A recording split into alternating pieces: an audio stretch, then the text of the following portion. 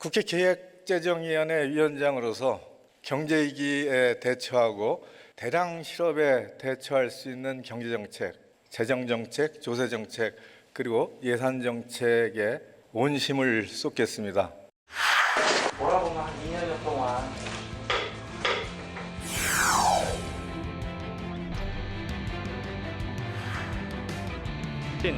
기권 24.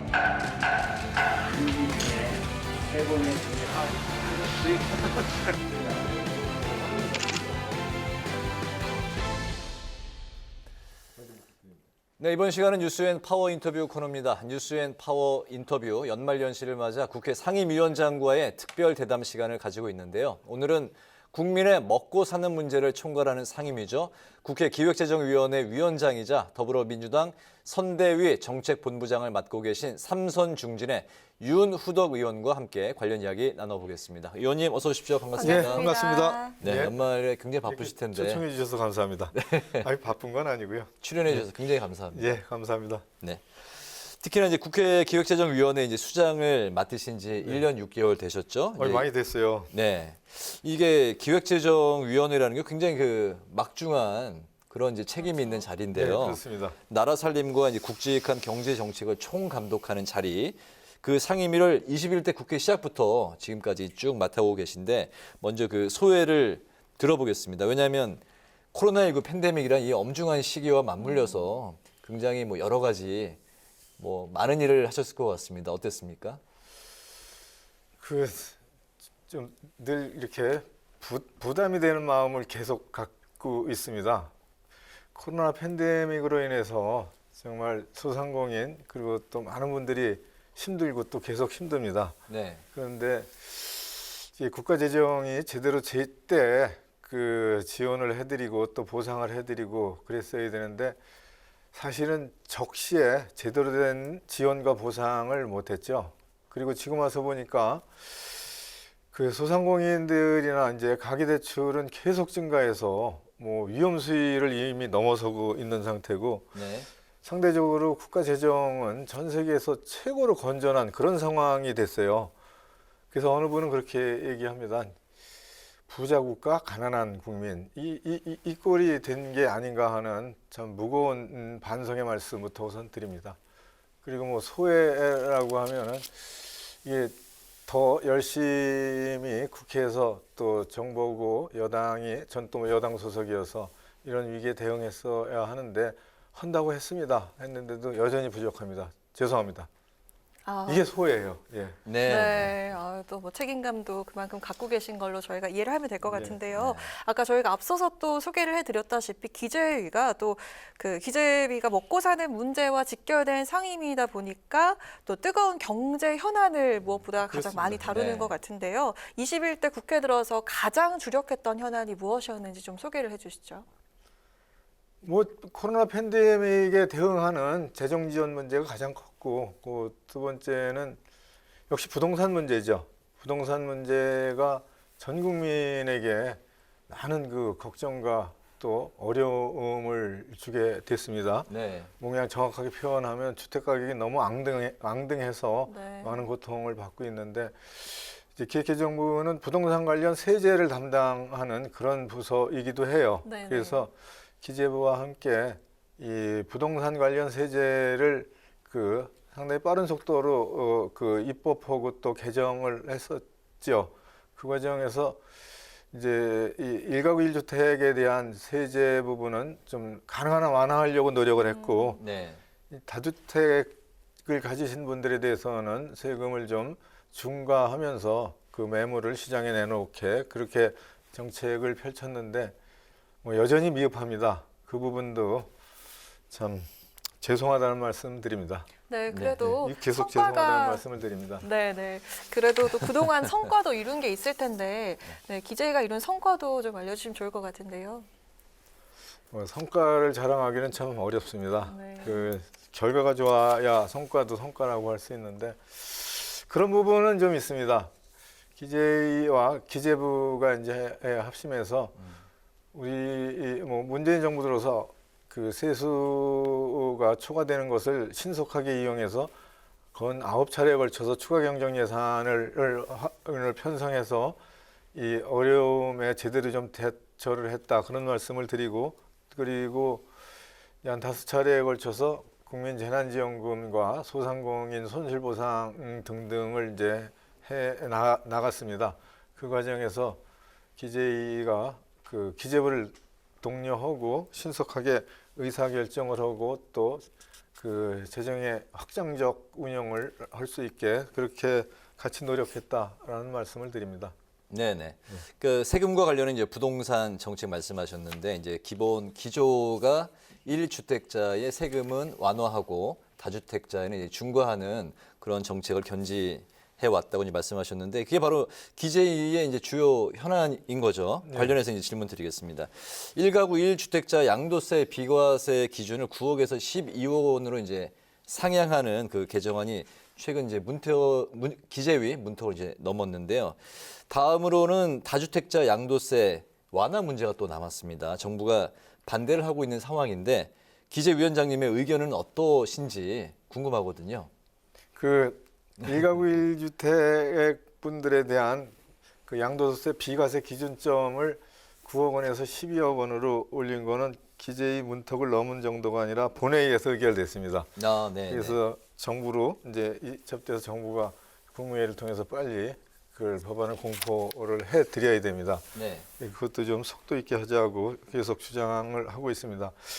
다주택자 양도세의 중과 문제는 우리 세법, 부동산 관련 세법이 이 다주택자에 대한 중과를 갖게 된 게 그 소득세에서 양도소득세에서 중과세제를 갖게 된 거는 2004년 노무현 정부 때에 처음 도입됐었습니다. 네. 그래 된 게 이제 이명박 정부 때 조금 유명무실되고 폐지됐죠. 그리고 2019년, 2020년에 다주택자에 대해서 10%, 20%, 플러스 10%, 플러스 20%, 2주택자는 플러스 10, 3주택자는 플러스 20, 이거를 한 번 더 개정을 해서 2주택, 그 조정지역 내 2주택자는 플러스 20%, 그리고 3주택자는 30% 이렇게 네.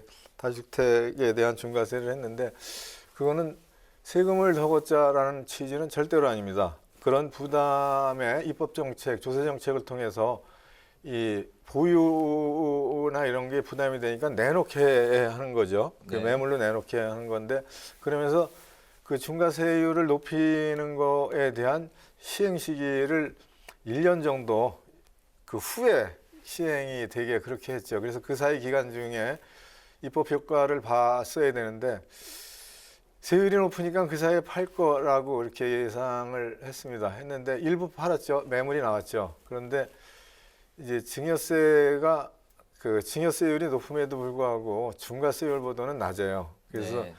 많은 매물이 오히려 그 증여 쪽으로 좀 선택을 하셔서 시장의 상황도 일어났다라는 반성의 말씀을 드립니다. 그런 것들을 이제 다 감안해서 이 양도소득세 중과세제를 일시적으로 한시적으로 이렇게 좀 유예하자라는 의원들이 우리 상임위에서는 야당 의원님들이 줄곧 주장을 하셨고 또 이제 이 사안을 바라보는 여러 의원님들의 이제 견해차들이 있고 그래서 늘 우리 상임위에서는 토론이 되는 그런 과제였죠. 네네. 근데 저보러 어떤 입장을 가지고 있냐 그걸 이제 질문하신 거잖아요. 예. 매우 이제 조심스러운 과제입니다. 그래서 주택 가격이 안정된다면 다주택자에 대한 중과세제는 그전에 이명박 정부 때 주택 가격이 안정되고 하향 안정되면서 네. 폐지가 됐죠. 그거를 이제 반면교사 삼으면은 가격이 안정되면은 다시 그렇게 중과세제에는 다른 입법 정책으로 빨리 바뀌어야 하는 거다라는 생각은 제가 분명히 기본 원칙은 가지고 있습니다. 네. 그때도 근데 아직은 제가 기획재정위원장을 하고 있을지는 아닌가요, 모르겠어요. 네. 예? 아직은 그때는 아닌 건가요? 그런 조짐이 좀 보이죠. 여러 지표들이 네. 그 부동산 시장이 좀 안정되고 하향화될 거다라는 지표들이 좀 나오고 또 네. 한국은행이 최근에 연이어서 2번 기준금리를 올렸습니다. 그리고 미국도 내년 초 4분기에는 금리를 올릴 것 같다라는 그런 이제 보도도 있고 그렇습니다. 네. 그래서 금리가 올라가면은 이제 대출에 대한 부담 등 또 이런 게 있기 때문에 부동산 시장은 조금 그 하향 안정의 지표로 좀 삼게 되죠. 그런 것들하고 내년 한 중후반서부터는 공급이 실제 이제 어떻게 보면 쏟아집니다. 그런 것들을 종합적으로 판단하면은 이제 좀 하향 안정 기조로 돌아설 때도 됐지 않는가라고 네. 좀 네. 조심스럽게 이렇게 예측을 합니다. 집값 안정 흐름을 이제 지켜보면서 다주택자 양도세 완화 문제도 함께 흐름을 그 궤를 같이 해서 판단할 것이다. 그렇게 정리를 하면 될까요? 예. 알겠습니다. 네, 또 2030 청년 세대에서 뜨거운 현안은 바로 가상자산 과세 그 시점 변화인데요. 1년 더 유예가 됐습니다. 근데 이를 놓고서 또 대선을 앞두고 젊은 층들 표심을 또 얻으려는 거 아니냐라는 말들이 있는데 어떤 입장이실까요? 뭐 그 부분을 제가 부정을 하고 말씀을 드려야 되잖아요. 예. 가상자산 과세를 1년 유예한 거는 여야가 합의해서 그렇게 결정을 했습니다. 그리고 12월 3일 날 본회의까지 통과가 됐죠. 네. 근데 그거는 두 가지 측면이 있었습니다. 하나는 이게 입법을 해놓고 이렇게 점검을 했는데 과세를 실제 그 정상적으로 과세를 집행하는데 준비가 제대로 되었는가라는 문제 하나가 있고 네. 두 번째는 과세 대상자인 그 납세자들의 그 납세에 대한 순응도가 있지 않습니까? 네. 순응도 면에서 이게 제대로 이렇게 전달이 되고 그 납세 협력이 실제 원활히 이루어질 수 있는가 두 가지 문제가 있습니다. 첫 번째는 과세 준비가 제대로 되어 있는가라는 거는 이제 국세청이나 기재부가 제대로 준비했는가의 문제도 있는데 저희가 그 이제 금융위나 이런 데서 정무위원회 이런 데서 점검한 거는 여전히 좀 미흡하다. 네. 그리고 그런 것 중에 이제 대표적으로 얘기했던 게 국내 거래는 거래인데 여기서 해외에서 거래할 때 그에 따른 비용은 어떻게 처리하고 뭐 등등 디테일하게 들어가면은 여전히 정부가 명확한 답변을 하지 못하고 있는 그런 상황이 있어요. 네. 근데 두 번째는 그 납세자가 이런 과세에 대해서 협력을 할 의지, 이게 납세 분위기가 되지 않습니까? 그거 쉬운 거 아니거든요. 근데 그런 면에서는 이제 그런 거죠. 금융투자소득 같은 경우에는 기본공제 금액이 5천만 원이에요. 근데 이 경우는 기본공제 금액을 250만 원서부터 잡았어요. 네. 네. 그러니까 이 가상자산 양도소득에 대한 과세 기준점이 너무 낮게 잡혔다. 그거는 이 소득에 대한 성격 규명을 그 본법을 만들어서 정하지 않고 그냥 그 과세만 하겠다고 나서니까 기타 소득으로 소득세법상 기타 소득으로 분류하게 될 수밖에 없고 그로 인해서 이제 250만 원이라는 네. 공제 한도가 정해져 있는 거죠. 네. 이런 것들이 납세하시려고 납세자 입장에서는 납세 순응도가 이게 형성이 안 되는 거예요. 네. 뭐 쉬운 말로 그냥 불만이 높다는 그러니까요. 거죠. 이렇게 저항이 있다는 거죠. 저항이 네네. 분명한가라는 네네. 거죠. 그래서 준비가 철저하게 돼 있느냐의 문제뿐만 아니라 그 납세 순응도가 얼마나 형성돼 있느냐 이런 걸 다 따져봤을 때 네. 1년을 연기하는 게 맞다라고 판단을 했습니다. 현실적이다라고. 예. 네, 또 이야기 안 할 수 없을 텐데요. 이재명 후보가 확실히 달라진 것 같습니다. 전 국민 재난지원금 철회를 신호탄으로 국토보유세 그리고 대표 브랜드 기본소득까지 강행하지 않겠다는 그런 유연성을 보이고 있는데요. 이거 어떻게 봐야 될까요? 앞으로 어떻게 방향성을 가져갈까요? 그 해석을 달리하는 분들도 계신데 저는 그 6월 20일에 당내 경선 때에서부터 우리 이재명 후보 캠프에 들어가서 네. 이 대화도 나누면서 지금 말씀하신 그 네. 국토보유세 문제들도 같이 토론을 했는데 네. 그 지금 또 손대위 정책본부장이시기 네. 때문에 이 질문을 이게 드리는 뭐 겁니다. 네. 먹기가 좀 무겁긴 합니다. 그렇죠. 원톱이시잖아요. 그게 이 원문 그대로 보면은 국토보유세는 앞에 네 글자가 붙습니다. 기본소득 국토보유세예요. 그래서 국토보유세라는 신설세목은 기본소득을 국민들께 드리기 위한 그런 세금이에요. 네. 그래서 이거는 그 세금을 거두면 전액이 바로 그 국민들께 나눠드리는 그런 세금이라는 걸 우선 말씀드리고, 그런 기본소득, 전국민 기본소득을 한다라는 의사결정이 돼야 이 국토부유세가 도입이 됩니다. 네. 그거는 공약 발표할 때 그 국가국민소득위원회를 구성을 해서 거기서 협의하고 의논해서 합의해서 시행한다. 이렇게 공약 발표 문구 자체가 그렇습니다. 예, 예. 그럼 합의해서 시행한다라는 말을 지금 그 부분을 보면 합의해서 시행한다라는 말을 그때는 안 읽어주시고 지금 그것만 또 읽어주시고 계시는 거예요. 언론에서. 네, 그래서 네. 이재명 후보께서 하시는 말씀은 일관성 그대로다라는 말씀을 드립니다. 그래서 알겠습니다. 뭐 이렇게 아니 국민이 합의해 주질 않는데 네. 그만큼 그 납세 수능도처럼 협력적 분위기가 안 생겼는데 할 수 있는 방법이 사실은 없죠. 네. 그거는. 네. 근데 이제 그 부분이 이게 초점이 아니라 국민소득 토지보유세라는 이 새로운 그 정책을 통해서 부동산 시장을 안정시키고 네. 또 이 노동이 점점 사라지는 시대에 기본적인 생활을 유지할 수 있는 그런 새로운 제도를 도입하겠다라는 네. 의지는 분명한 거죠. 알겠습니다. 이제 국민의 여론을 또 중요한 거니까요. 또 국민 여론을 이제 그럼요. 수렴을 예. 하면서 유연하게 하지만 일관성은 유지하고 있다라는 이제 말씀인데요. 야당 상황 한번 살펴보겠습니다. 그 국민의힘 선대위가 이제 주말 동안에 이제 울산 회동을 거쳐서 이제 김종인 위원장과의 갈등 모든 게 이제 봉합이 된 그런 그 모양새를 갖추고 오늘 출범을 했는데요. 뭐 신삼김 체제가 완성됐다. 뭐 이런 이제 이야기도 나옵니다. 이런 일련의 국민의힘의 선대위 출범식까지의 과정, 그 여당 중진으로서 어떻게 보셨습니까? 선거 때는 늘 그렇습니다. 결국은 합치죠. 그렇게 깨지겠습니까?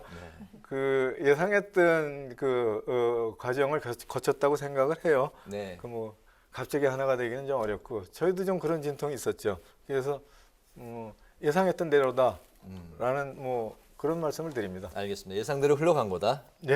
예, 수순대로 간 것이다. 알겠습니다. 네, 이제 마지막 질문이 남아 있는데요.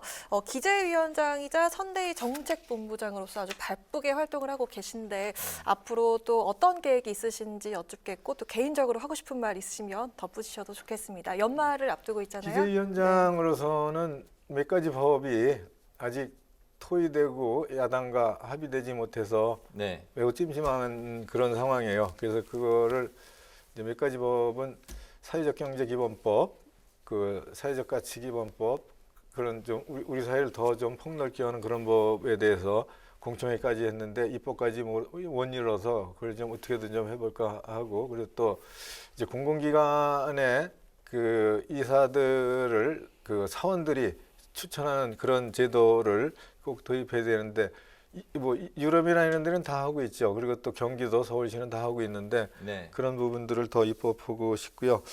그 선대위의 정책본부장으로서 한 말씀 드리겠습니다. 네. 네. 국민의 말씀에 더 귀 기울이고 그리고 거기서 나오는 목소리 그리고 거기서 그 국민들 속에서 제시하시는 정책 그걸 꼭 가슴에 새기고 그것을 정책으로 만들어서 꼭 승리하겠습니다. 알겠습니다. 네. 오늘 그 뉴스앤 파워 인터뷰 이제 마무리할 시간이 됐는데요. 오늘은 21대 국회 전반기 기재위의 주요 성과와 과제 그리고 민주당 대선 필승 전략을 중심으로 지금까지 국회 기획재정위원장이자 더불어민주당 선대위 정책본부장이신 윤후덕 의원과 함께했습니다. 의원님 오늘 말씀 잘 들었습니다. 잘 고맙습니다. 들었습니다. 예, 좀 자주 좀 불러주십시오. 아유, 네, 또 나와주셔서 고맙습니다. 고맙습니다. 예. 네.